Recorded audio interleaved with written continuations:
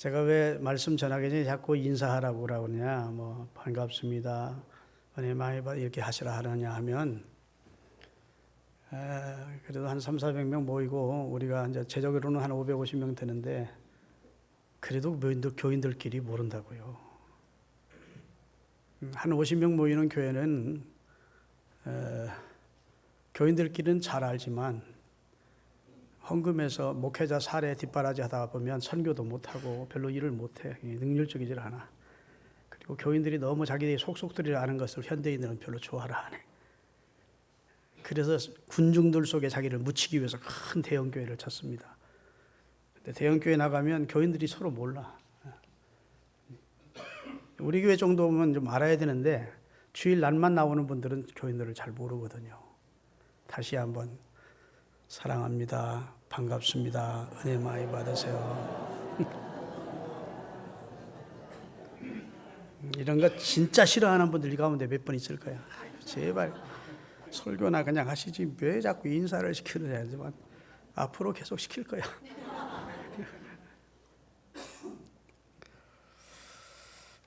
여러분, 지난주에 이어서 오늘은 제2탄입니다. 같은 본문을 읽었는데 빌립보서 3장에 보면 내가 같은 말을 하는 것은 수고로움이 없고 너희에게는 안전하다는 말이 나옵니다. 사도 바울이 같은 내용의 글을 쓰는 것, 또 반복해서 쓰는 것은 수고로움이 없대. 그것 때문에 자기가 고생이 되지 않는데, 그러나 같은 말을 듣는 너희는 더 안전하대, 더 유익하대요. 한번 띄워주세요. 빌립보서 3장 1절에. 오늘 지난주에 이어서 같은 말이 거의 반복이 될 겁니다. 그러나 여러분에게 안전하고 유익이 된다는 사실을 믿으시고, 똑같은 말씀은 없을 거예요. 그래도 연결이 되는 내용입니다. 같이 한번 읽어보겠습니다. 정말로 나의 형제들아 주 안에서 기뻐하라. 너희에게 같은 말을 쓰는 것이 내게는 수고로움이 없고 너희에게는 안전하니라.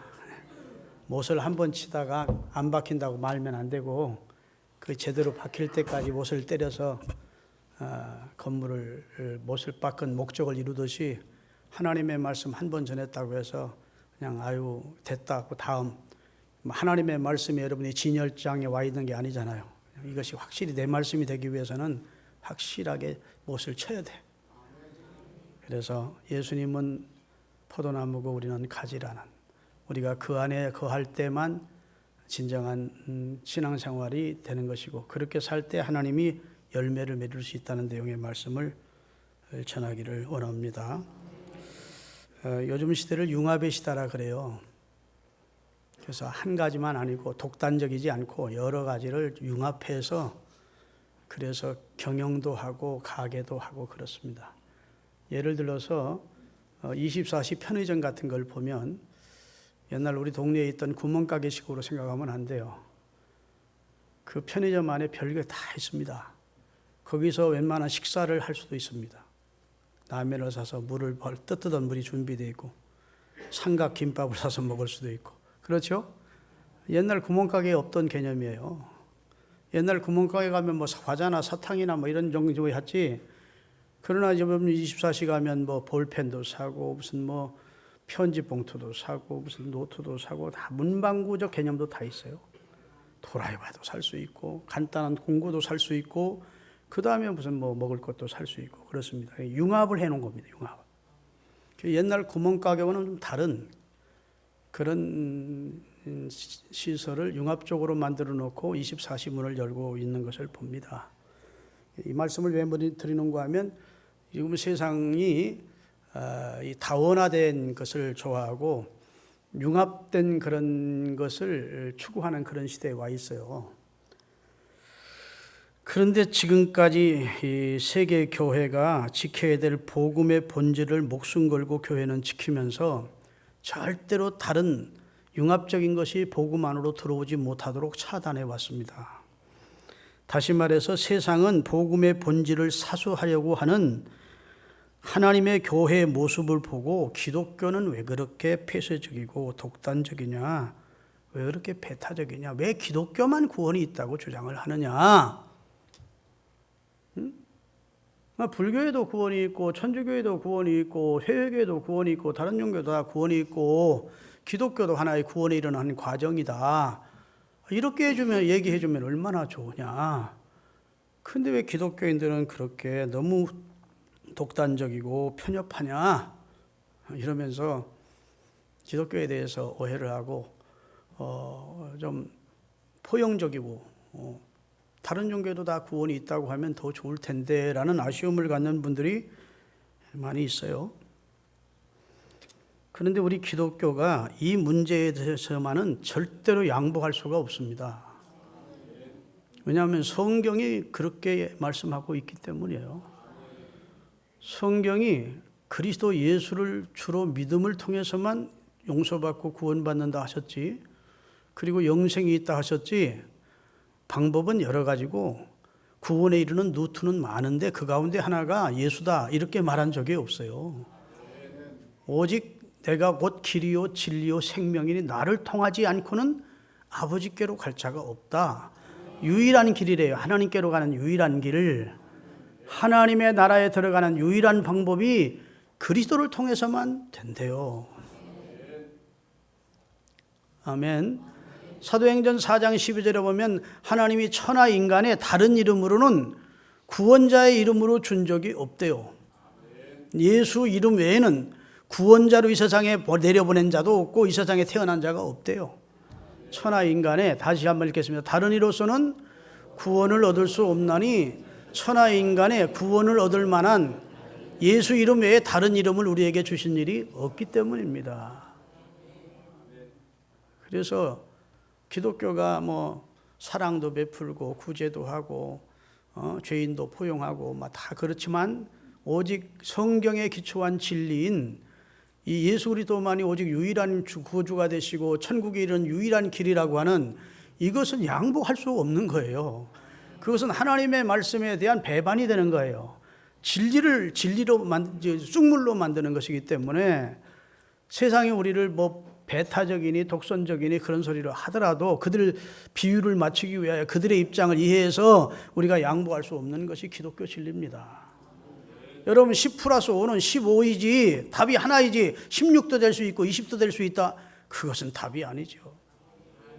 나를 이 땅에 태어나게 한 친모는 하나지 친모가 여럿일 수 없습니다. 나를 이 땅에 있게 한 어머니에게 생명의 씨를 준 자는 친부가 하나지 친부가 여럿일 수 없어요. 진리는 하나입니다. 구원에 이르는 도리를 하나님이 하나만 주셨어. 그리고 구약시대에도 이 구원에 이르는 도리를 우리에게 예표로 가르쳐 주시기 위하여 예수님을 예표하는 무슨 절기니 그 다음에 성물이니 그 다음에 제사니 이런 것들이 다 그리스도를 예표하는 것이라고 말씀해 주신 줄로 믿습니다. 그래서 예수님 외에는 다른 길이 없는 거예요. 믿습니까?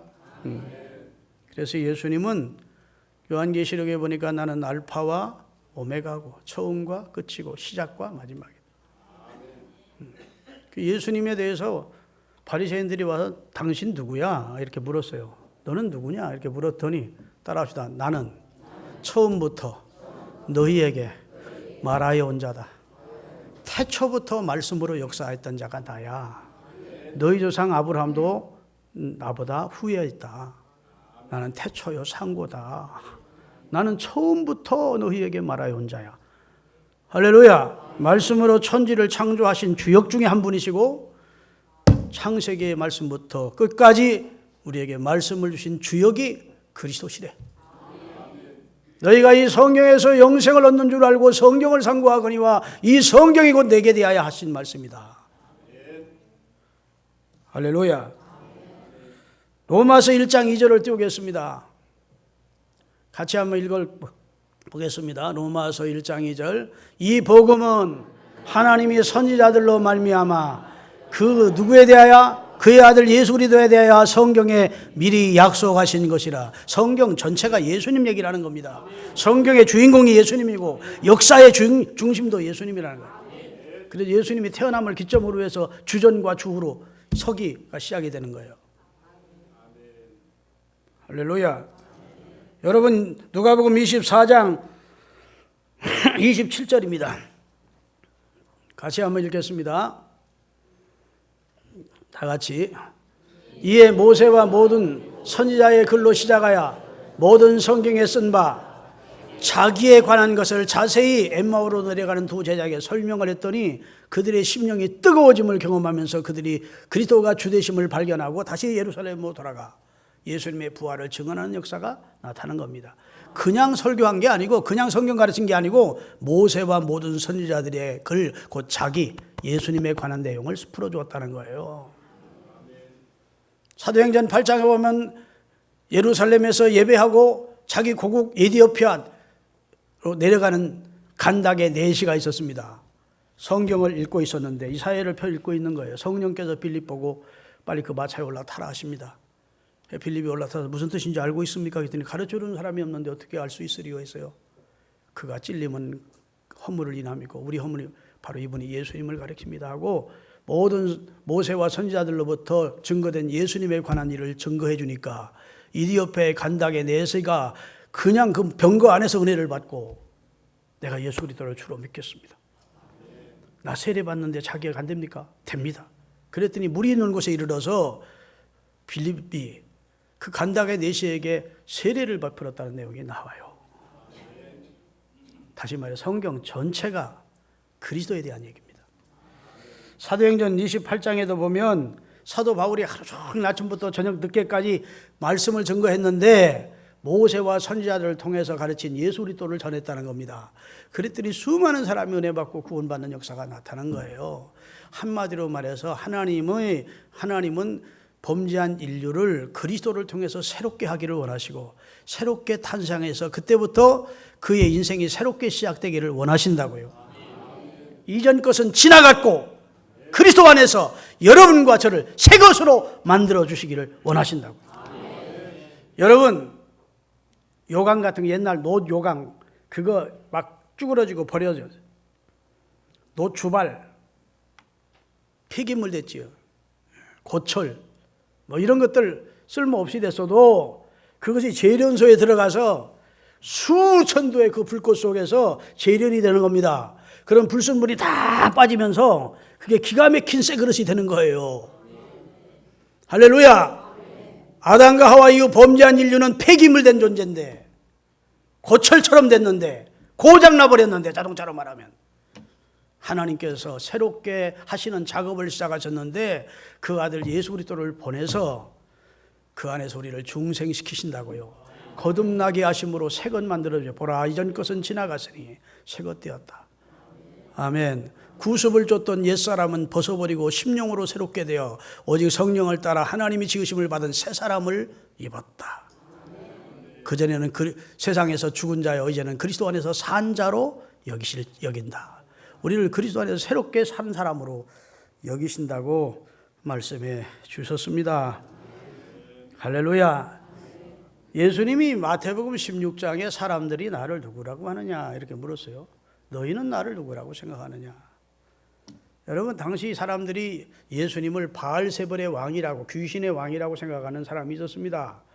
왜냐하면 바알세벌의 능력을 힘입어서 권능을 행한다고 생각하는 예수를 비난하는 사람들이죠. 한마디로 예수를 이단자, 귀신의 왕이라고 생각하는 사람. 그렇지 않으면 우리 모든 인간보다 월등한 존재, 능력 있는 존재라고 생각하는 사람. 이런 사람들은 엘리야나 세례 요한 같은 권능의 사람이라고 여깁니다. 그럼 너는 나를 누구라고 생각하느냐 물어서 예수님은 그리스도시요 메시아시요 살아계신 하나님의 아들입니다.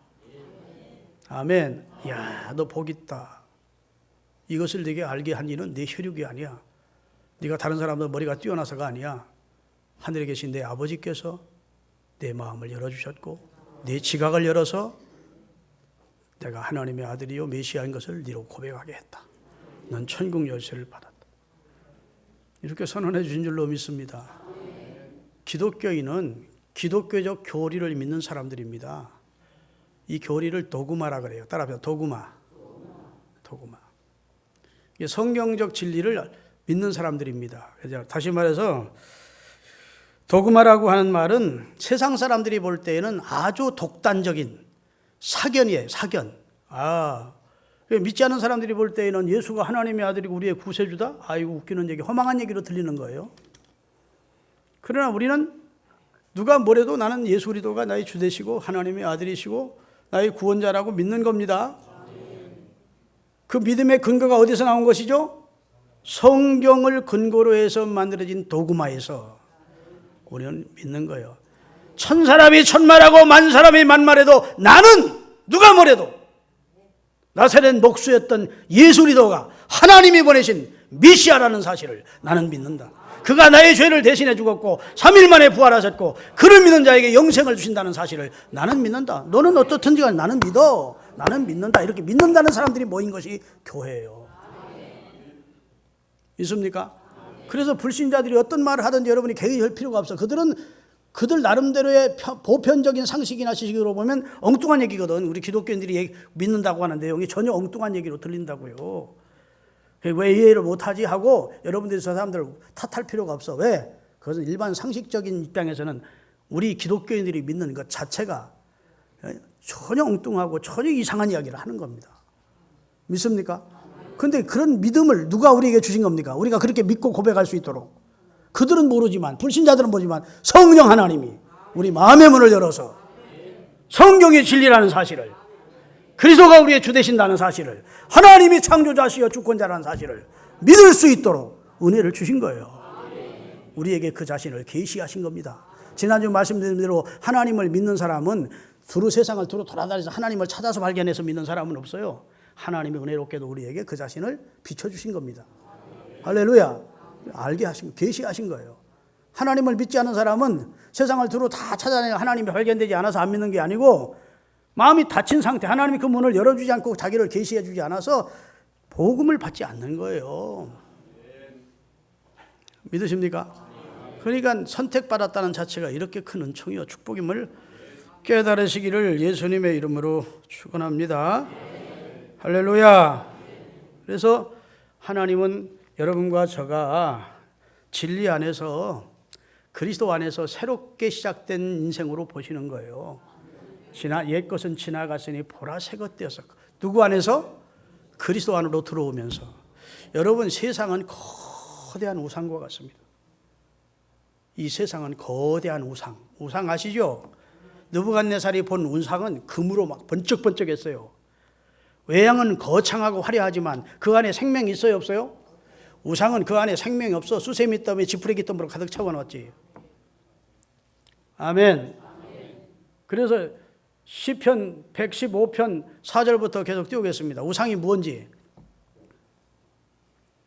저희 우상은 금이나 은이라 만들어 놓고 사람이 손으로 부어 만든 수공물이래. 입이 있어도 말하지 못하며, 눈이 있어도 보지 못하며, 귀가 있어도 듣지 못하며, 코가 있어도 냄새 맡지 못하고, 손이 있어도 만지지 못하며, 발이 있어도 걷지 못하며, 목구멍으로 소리도 못 내는 생명 없는 존재가 우상이래요.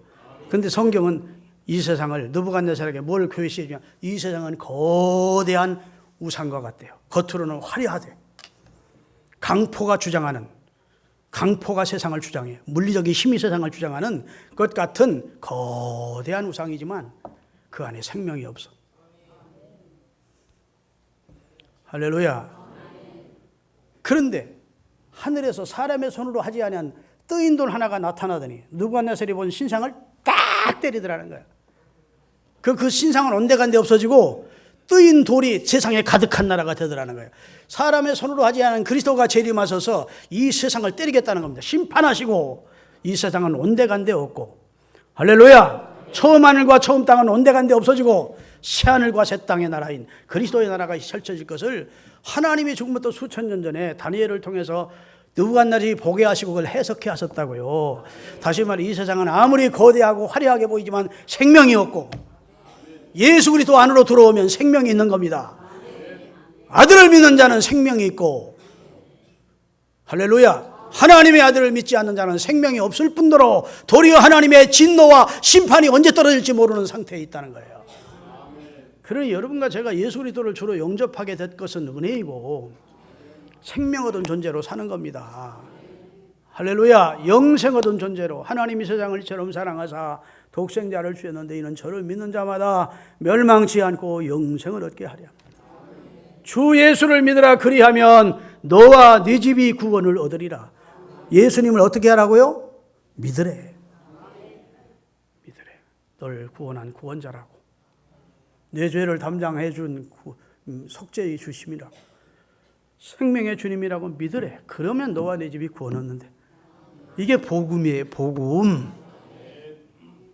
하나님은 범죄한 인류를 그냥 방치할 수 없었어요. 여러분, 자식 구실 못하는 자식이라고 부모가 버릴 수 없듯이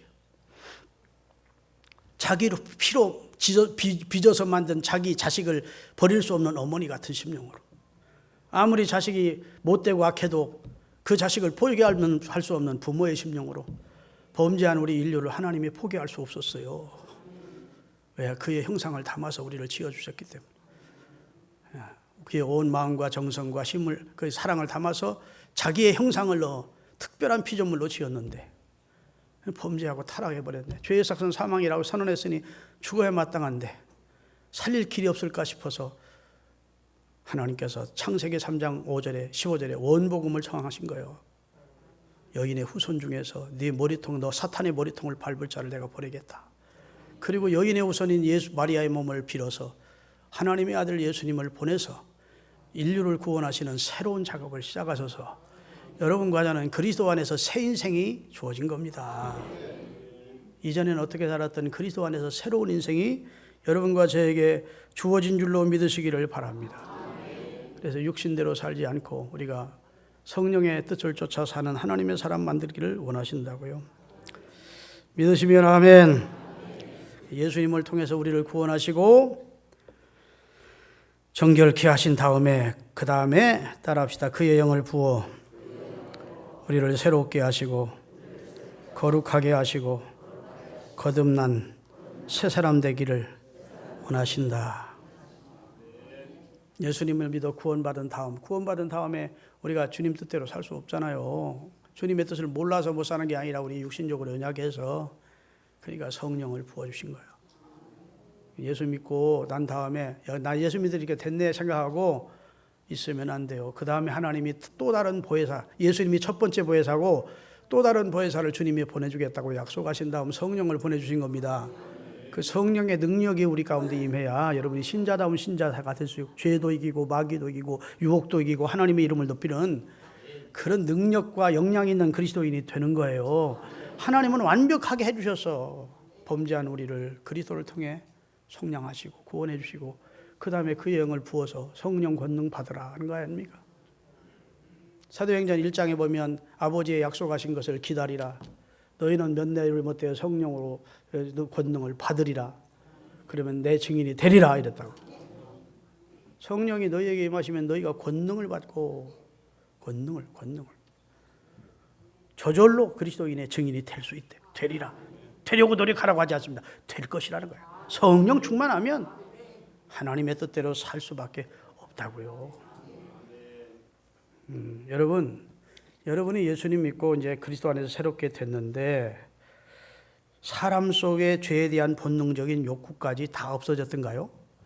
여러분이 예수 믿고 은혜를 받고 나니까 내 속에 죄에 대한 욕구까지 다 사라지던가요? 아니면 그대로 있던가요?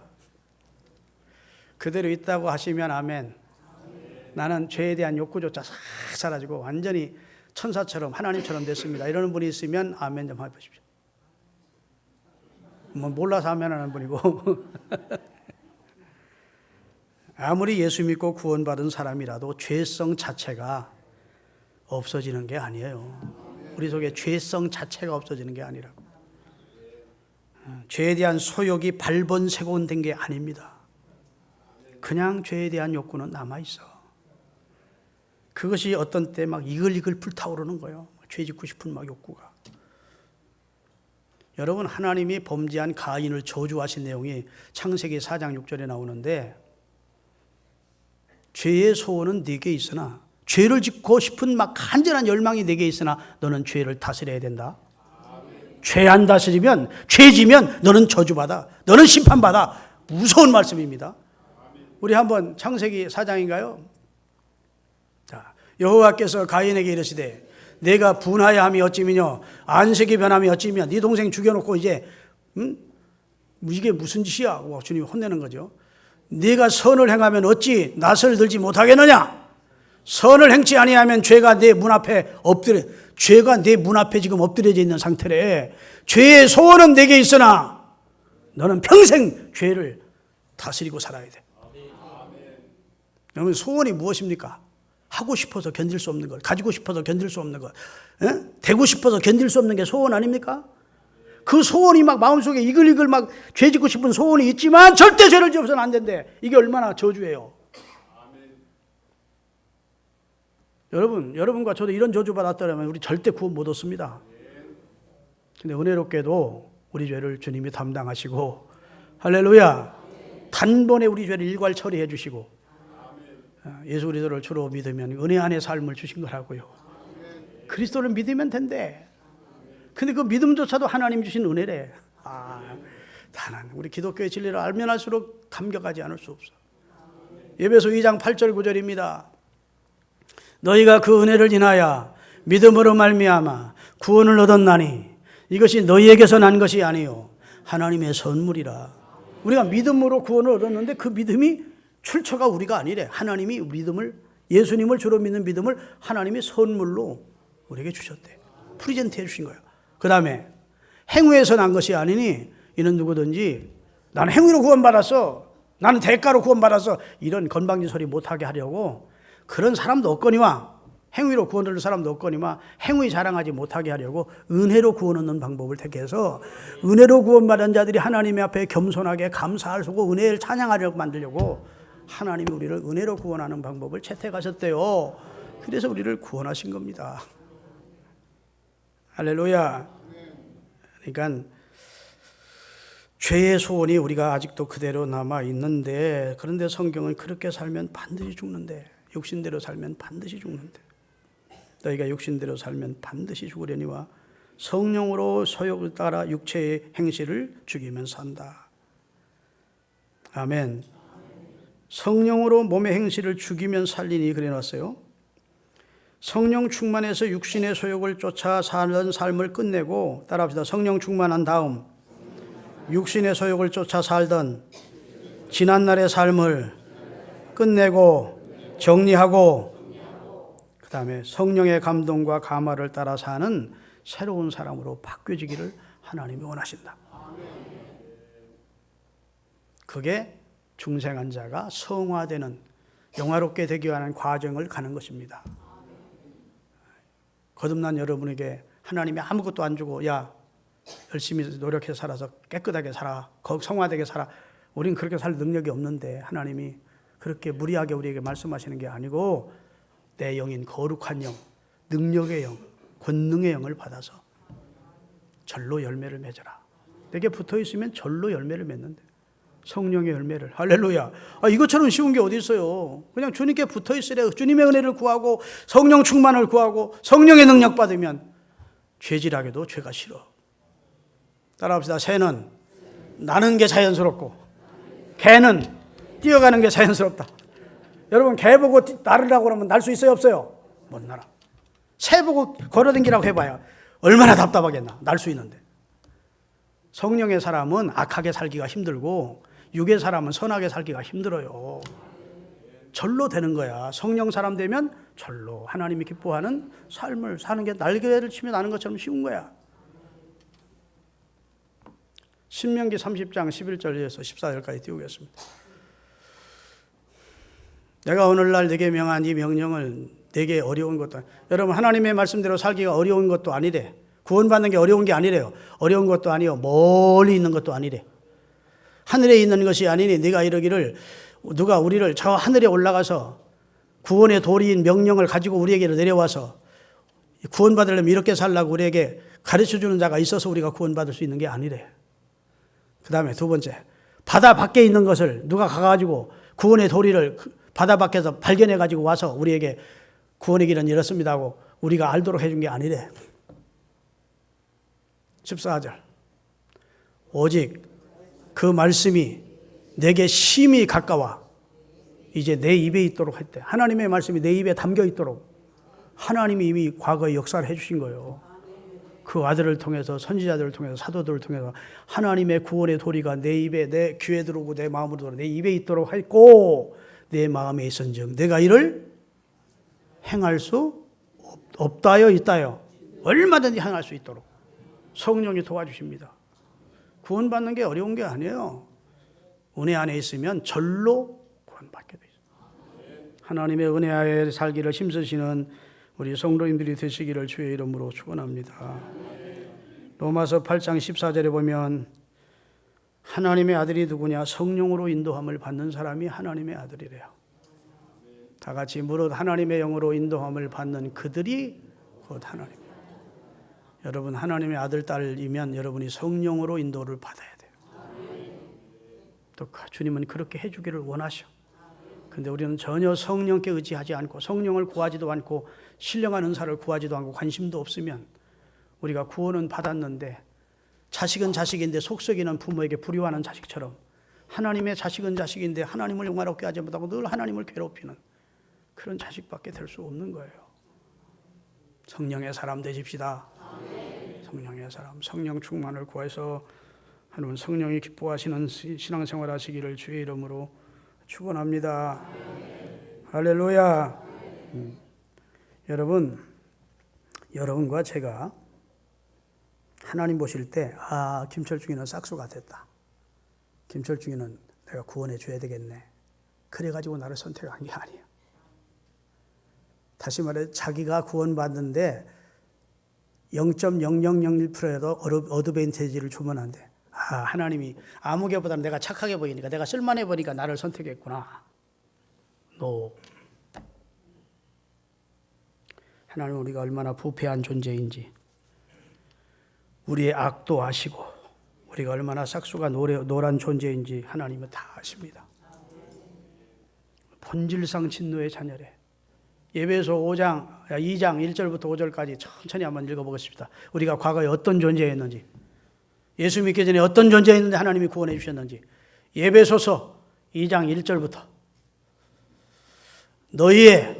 너희의 허물과 너희 죄로 영적으로 죽었던 너희를 하나님이 살리셨도다. 그때 너희가 구원받기 전인 말이다. 우리가 살림을 받기 전, 그리스도 안에서 중생되기 전 너희가 죄 가운데 행하여 이 세상 풍습을 쫓고 지금 공중 권세를 잡은 마귀를 따라서 살았으니 지금 곧 불순종된 아들 가운데 역사하는 마귀의 지배를 우리가 받고 살았다는 거예요. 전에는 우리도 다 그 가운데 행하여 우리 육체의 욕심을 따라 지내며 육체와 마음에 원하는 것을 하여 다른 이들과 같이 본질상 하나님의 진노의 자녀이었더니 긍휼이 풍성하신 하나님이 우리를 사랑하신 그 큰 사랑을 인하여 허물로 죽은 우리를 그리스도 안에서 살리셨고 너희가 은혜로 구원을 받은 거야. 너희가 다른 사람보다 남달라서 너희를 구원해 준 거 아니야. 본질상 진노의 자녀야. 너희는 다 죽어 있어서 전혀 0.00%도 너희에게는 소망이 없어서 죽은 자는 소망이 없듯이. 그런데 하나님이 긍휼이 풍성한 하나님이 그 큰 은혜로 인하여 죽었던 너희를 살리셨고 은혜로 우리를 구원하신 것. 할렐루야. 하나님이 보시기에 기특한 면이나 선한 면이 내게 있어서 하나님이 다른 사람과 상대적으로 내게 좀 괜찮아 보여서 내게 긍정적인 면이 있어서 나를 부르신 게 아니라고요. 하나님의 진노 아래 허물과 죄로 죽은 상태에서 하나님은 시작을 했습니다. 믿습니까? 로마서에 보면 우리가 연약할 때, 우리가 죄인이었을 때, 우리가 하나님과 원수되었을 때 하나님이 우리를 선택했대. 싹수가 괜찮아서 선택한 게 아니라는 겁니다. 주 예수 내가 알기 전 날 먼저 사랑했네. 그 크신 사랑 나타나 내 영혼 구원됐네. 아멘. 우리 다 부패한 존재예요. 은혜 아니면 우리를 구원받을 자가 하나도 없습니다. 그런데 하나님이 은혜로 구원해 놓고 이제는 열매를 맺으라 그러는 거예요. 이게 앞뒤가 맞지 않는 말씀입니다. 아니 죄의 속성이 그대로 있는 나에게 이제 의의 열매를 맺으라 하니까 이게 앞뒤가 맞습니까? 틀립니까? 앞뒤가 안 맞는 말씀이야.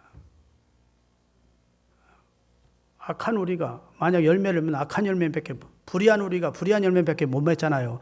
하나님이 우리에게 그런 억지를 부리시는 분이 아닙니다. 비합리적인 분이 아니에요. 악이 그대로 있는 우리에게 선한 열매를 맺으라는 억지를 말씀하는 게 아니고, 악이 있는 우리에게 하나님은, 우리가 나는 하나님 앞에 죄인입니다, 하나님 한 뜻대로 한순간도 살 수 없는 존재입니다라고 구원받은 우리가 하나님 앞에서 백기를 들고 손을 항복하고 하나님의 은혜를 내려주옵소서 하라는 겁니다. 그러면 성령을 부어주겠다는 겁니다. 이는 힘으로 능으로 되는 것이 아니고 여호와의 신으로 된다는 겁니다. 할렐루야. 하나님의 신을 부어주셔서 하나님이 우리로 하여금 성령으로 열매를 맺도록 도우시겠다는 거예요. 복잡합니까? 내 설교가 좀 어렵습니까? 한마디로 구원받은 다음에 성령의 은사를 구하지 않고 내 식대로 신앙생활하면 한순간도 주님이 기뻐하는 열매를 못 맺어요. 자식은 자식이되 속썩이는 자식이야. 구원은 했으니까 구원을 하나님이 나중에 포기하지는 않겠지만 구원받았지만 부끄럽게 하나님 앞에 서는 거예요. 근데 하나님이 그 다음 보내주신, 예수님 다음에 보내주신 성령 충만 받아서 사모해서 성령 충만 받으면 성령이 나를 이끌고 가. 성령이 말하게 하심을 따라 말하고 성령이 행하게 하심을 따라 행하지. 그게 어려운 게 아니에요. 저절로 그렇게 된다니까. 새가 나는 것이 자연스럽다. 그래서 이는 내 힘이나 내 결심이나 내 노력으로 되는 게 아니야. 오직 여호와의 신으로 되느니라. 이제 신앙생활 하면서 나는 할 수 있어. 예수 밖에서 하는 것, 그런 말 하는 자체가 참 교만하게 그지없는, 인간이 뭔지를 모르는 사람이 말이고, 주님이 내게 은혜 주시면, 성령 충만 받고 은혜 주시면 다 할 수 있다는 믿음의 사람으로 바뀌어지는 역사가 있기를 바랍니다. 오늘 마지막으로 요한복음 5장 15장 5절에 보면 따라합시다. 너희가 나를 떠나서는 아무것도 할 수 없느니라. 나는 이 말씀처럼 처음에 이야기하는 말씀이 없었어요. 아니 예수님 떠나서는 아무것도 못한대. 여러분 예수님 떠나서도 얼마든지 지금 대통령도 하고 그러잖아. 장관도 하고 그룹 회장 사장도 하고 예수님 떠나서 뭐 별거 다 하는데 예수님을 떠나서는 아무것도 할 수 없대. 이게 도대체 무슨 억지야? 억지가 아니에요. 따라합시다. 천지의 주제 대신 하나님이 당신의 아들 예수 그리스도 안에서 한 것만 인정하시겠다는 하나님의 선언이시다. 예수 밖에서 그가 무엇을 했든지 하나님은 알 바 아니고 내 아들 안에서 하는 것만 인정해 주겠다. 그게 소자에게 냉수를 준 것이라도 하나님은 인정해 주겠다. 믿습니까? 너희가 나를 떠나서는 아무것도 할 수 없다는 말은 전혀 인간적으로 무능한 존재가 된다는 말이 아니고 창조주, 절대자, 주권자 되시는 하나님이 그리스도 안에서 이루어진 세계만 인정해 주시겠다.